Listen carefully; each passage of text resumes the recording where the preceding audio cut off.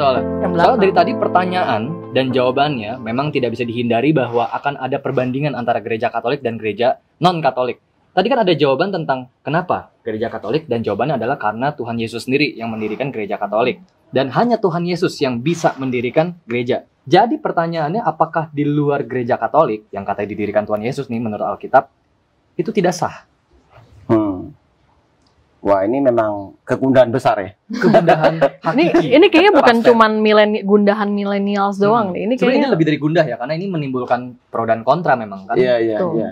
Iya. Apalagi di forum-forum Kristiani memang banyak banget nih perdebatan antara umat-umat Katolik dan non-Katolik. Tuh. Iya, pertama kita melihat bahwa di dalam dokumen gereja, contohnya seperti Konsili Vatikan kedua, kita juga memandang gereja-gereja Kristen non-Katolik itu sebagai saudara kita, ya saudara di dalam Kristus. Seperti contohnya misalkan baptisan, kita mengakui baptisan mereka, ya kita tahu sabda Tuhan mengatakan percaya pada satu Tuhan, satu baptisan, satu iman.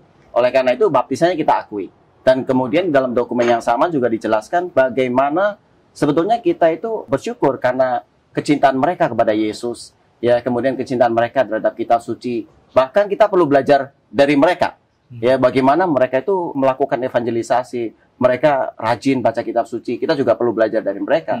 Tetapi masalah bahwa didirikan oleh siapa gerejanya adalah kita harus kembali kepada sejarah, karena gereja itu sudah didirikan oleh Kristus. Dan sejarah mencatat bahwa memang didirikan di atas Rasul Petrus. Dan Rasul Petrus adalah paus yang pertama. Paus Ya. pertama. Jadi dengan kata lain bahwa ini menjadi satu tantangan lah bagi semua orang. Yang gereja Katolik yang mengklaim bahwa ini adalah gereja yang didirikan oleh Kristus, juga harus berusaha sedemikian rupa sehingga terjadi satu persatuan seluruh umat beriman. Karena itu yang diinginkan oleh Kristus di dalam Yohanes 17. Kristus menginginkan bahwa semuanya itu bisa bersatu. Ya. Itu di Injil Yohanes ya, bab 17 ayat 20 sampai 23 kalau mau dibaca, itu ditulis. Mungkin ada doa Yesus sendiri. Dia berdoa bagi para muridnya, tapi bukan cuma para muridnya.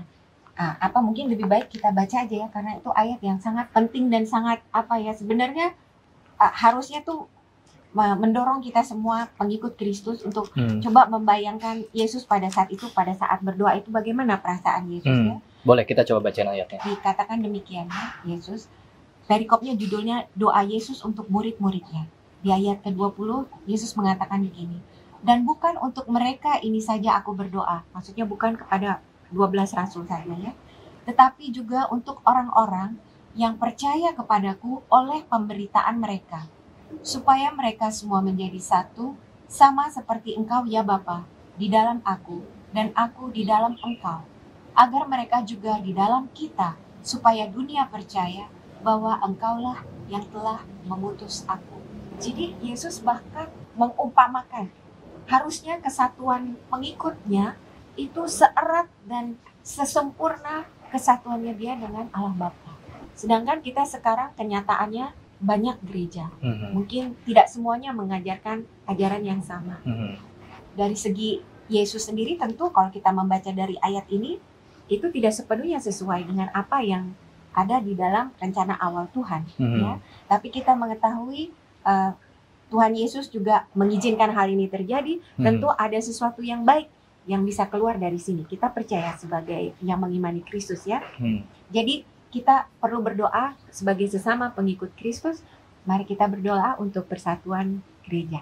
Dan di dalam dokumen Konsili Vatikan juga dijelaskan bahwa kita tidak bisa langsung menyalahkan mereka yang saat ini ada di dalam gereja di luar gereja Katolik. Ya, karena mereka mungkin dilahirkan dengan situasi seperti itu. Kemudian ada juga penginjilan yang dilakukan oleh mereka. Tetapi juga pada saat yang bersamaan, masing-masing perlu mereview, melihat kembali apakah benar bahwa ini gereja ini didirikan oleh Kristus atau tidak. Nah, di dalam gereja Katolik, kita melihat bahwa itu terjadi di dalam sejarah dan juga diteruskan sampai saat ini. Ya, jadi tantangan buat kita semua, ya, bahwa suatu saat doa Yesus bisa terjadi, ya, semuanya bisa bersatu. Ini ada pertanyaan selanjutnya nih Pak, Bu. Kalau misalkan gereja Katolik itu didirikan sama Tuhan Yesus, kita tahu bahwa gereja Katolik pernah, bahkan ada problem dan skandal-skandalnya juga. Nah, kenapa gereja yang didirikan oleh Tuhan Yesus sendiri masih memiliki hal-hal tersebut. Ya, karena gereja didirikan oleh Kristus melibatkan orang-orang yang tidak sempurna. Jadi kalau alasannya kalau didirikan oleh Kristus maka tidak boleh ada skandal, maka tidak valid. Kenapa? Karena salah satu rasul dari orang-orang yang dipilih oleh Yesus sendiri, yaitu Yudas, itu juga berkhianat. Ya. Kalau gitu kan kita bisa bilang, oh kalau gitu ya kenapa dipilih oleh Yesus sendiri tapi kok berkhianat? Karena melibatkan kehendak bebas orang-orang. Ya, jadi di dalam gereja juga sama. Walaupun didirikan oleh Kristus, tetapi anggotanya itu ada yang kudus, ada juga pendosa. Nah, orang berdosa itu menjadi batu sandungan, sedangkan orang-orang kudus itu menjadi inspirasi. Ya, sama seperti kalau kita melihat Bunda Teresa dari Kalkuta, itu memberikan inspirasi bagi banyak orang. Oh, rupanya orang-orang ini seperti apa yang menjalankan apa yang diajarkan oleh gereja Katolik, jadinya seperti ini. Nah, itu memberikan inspirasi. Sedangkan pendosa itu bisa menjadi batu sandungan lah buat kehidupan orang. Nah, orang yang rajin masuk gereja, kok hidupnya nggak benar misalkan. Nah, jadi batu sandungan buat orang lain. Ya. Ya, itu juga segala pengalaman yang kurang baik itu, meskipun hal itu terjadi tetapi gereja tetap eksis. Berdiri. Iya. Itu sendiri menjadi suatu bukti akan janji Yesus ya untuk melindungi gerejanya. Ya kan dikatakan janjinya kepada Rasul Petrus waktu itu, alam maut Tidak akan menguasainya. Jadi toh setelah ada badai istilahnya ya, baik di dalam gereja sendiri ya oleh orang-orangnya itu, pemimpinnya yang ada satu masa bahkan pausnya lebih dari satu ya. Kalau kita membaca sejarah ya, ada masa-masa seperti itu, tapi toh gereja tetap berdiri, kemudian ada rekonsiliasi dan sebagainya, dan tetap kepemimpinan itu tetap berjalan sampai sekarang. Itu adalah suatu mujizat sesungguhnya ya. Jadi kalau ini institusi yang hanya didirikan oleh manusia, dia tidak akan bertahan menghadapi begitu banyak goncangan. Sampai sekarang ya, justru karena janji Kristus yang melindungi gerejanya. Iya. Sejak zaman Yesus ya sampai sekarang. 2000 tahun. Iya, jadi karena janji Kristus yang melindungi gerejanya, maka gereja ini eksis sampai saat ini dan sampai akhir zaman. Jangan lupa bahwa Yesus sendiri secara khusus ya mendoakan Santo Petrus waktu itu. Aku berdoa kepadamu. Dia hanya khusus kepada Rasul Petrusnya supaya kamu insyaf, dan setelah kamu insyaf kuatkanlah saudara-saudaramu. Itu kan perkataan Yesus. Jadi memang dia sudah merencanakan untuk memasrahkan kawanan dombanya ini ya, masa semua murid-muridnya ini, kita semua yang percaya kepadanya dalam pimpinan Rasul Petrus dan para penerusnya. Oke, Pak Steph dan Bu Ingrid, setelah jawaban-jawaban tadi, tapi kenapa ya Tuhan kok kayak membiarkan adanya perpecahan ini gitu loh, kayak ada gereja Katolik, ada gereja Kristen non-Katolik, dan dibiarkan bahwa kayak tadi sendiri, padahal Tuhan Yesus ingin umatnya bersatu dengan sempurna. Malah nyatanya mana yang ada debat, siapa yang paling benar. Itu bagaimana tanggapan Pak Steph dan Ibu Ingrid? Kita tahu bahwa di dunia ini tidak ada sesuatu pun yang terjadi tanpa izin Tuhan. Jadi Allah mengizinkan itu terjadi, walaupun Dia tidak menginginkan. Iya. Ya, karena menginginnya adalah semuanya bersatu. Iya. Nah, yang kita tahu adalah bahwa kalau Allah membiarkan itu terjadi, itu karena ada satu kebaikan yang lebih tinggi yang bisa muncul. Ya, misalkan contohnya dari kebaikan apa yang bisa muncul dari situasi seperti ini. Ya, kita harus sama-sama bekerja sama untuk sampai kepada kesatuan umat beriman. Kemudian sebagai umat Katolik, kita juga harus belajar lebih lagi untuk mengetahui imannya, supaya kita tahu dasar-dasarnya dan kita bisa mengasihi gereja yang didirikan oleh Kristus, ya. Dan kemudian akhirnya ini menjadi satu kesempatan untuk menunjukkan perbuatan kasih. Bahwa kalau memang kita menyatakan diri sebagai murid Kristus, maka juga harus terwujud di dalam perbuatan. Nah, ini kesempatan juga buat kita semua, baik yang di dalam Katolik maupun yang non-Katolik. Kita harus tunjukkan di dalam perbuatan nyata. Ya, karena dari iman, harapan, dan kasih, yang terbesar adalah kasih. Ya, kita juga melihat bahwa memang dosa yang paling kuat melawan kasih itu sebenarnya adalah perceraian, perpisahan. Ya.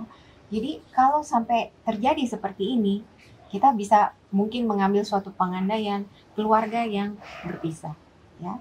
Tapi kita juga kan mengetahui bahwa dari keluarga yang berpisah atau bercerai itu kadang pada akhirnya mereka bisa kembali rujuk ya. Dan biasanya itu melibatkan kerendahan hati, mungkin saling memaafkan dan keterbukaan hati untuk kembali mengasihi dan sebagainya. Ini adalah juga penerapan hukum kasih dari Yesus ya. Jadi mungkinkah itu yang akan terjadi ya, kita doakan bersama-sama ya, proses rekonsiliasi itu. Nah, sementara itu belum terjadi, kita terus berdoa. Mari kita sama-sama belajar untuk mengetahui apa sih sebenarnya yang menjadi kehendak Yesus, dan mari bersama-sama kita mencoba untuk semakin mendekat ke situ, baik Katolik maupun non-Katolik. Oke semuanya, hari ini topiknya agak berat, tapi semua sudah dijawab oleh Pak Stef dan juga Bu Ingrid. Semoga bisa ditangkap dan video ini bisa menjadi berkat untuk kalian semua yang menontonnya. Amin, betul. Tapi terlebih mungkin bisa diaplikasikan ya. Karena kembali tadi kayak, ya walaupun memang Tuhan sendiri yang mendirikan gereja, tapi tidak terlepas dari keterlibatan manusia-manusia yang punya kehendak bebas, yang punya flaws, yang punya kekurangan dan dosa pastinya. Seperti manusia pada umumnya aja, seperti pasti saya dan Anda gitu. Iya, Seperti pasti kita ada semua. kekurangannya.